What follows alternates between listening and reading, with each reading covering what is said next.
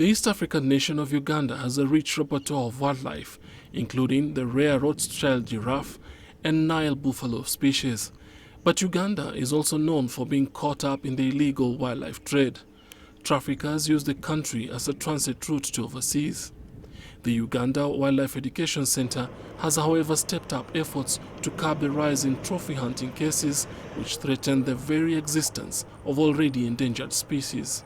Uganda is acting as a transit route for these illegal wildlife products, and from the research we've done and the DNA we've carried out on some of the products like ivory, we've found out that actually they are originating from outside Uganda, but is mainly acting as a transit route. 8 rock pythons, 5 genet cats, 1 potomani and 12 bell-hinged tortoises have been released back into the wild after intercepting them during transit. The problem of illegal wildlife trade remains, and this is one of the efforts we are carrying out to make sure once we get these animals that have been illegally trafficked or found in illegal wildlife trade, we confiscate them.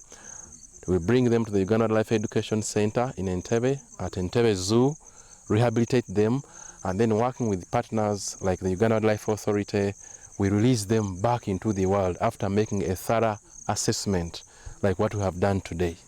Wildlife populations have been under threat globally, largely because their habitats are being destroyed by farmers and developers, and a huge demand for animal trophies. We are working with other government agencies and international agencies like Interpol, like Aviation Police, like now URA and the Customs. We are deploying new technologies now, including sniffer dogs. We have scanners at the airport and the other entry and exit points to make sure that this trafficking is reduced. Africa has been on the forefront in the fight against poaching and illegal wildlife trade. But this battle to protect the wildlife on the continent is far from being won.